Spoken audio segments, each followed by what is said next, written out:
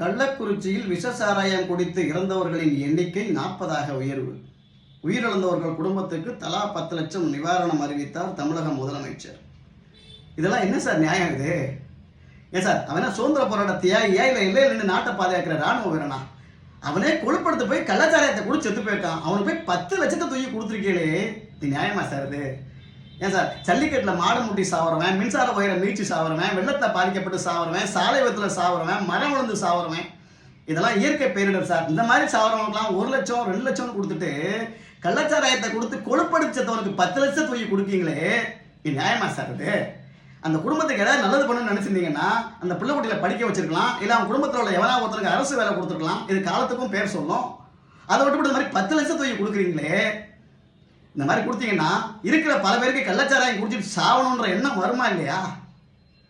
கொஞ்சம் நியாயமா பண்ணுங்க சார். நாங்கள் கட்டுற வரிப்பணம்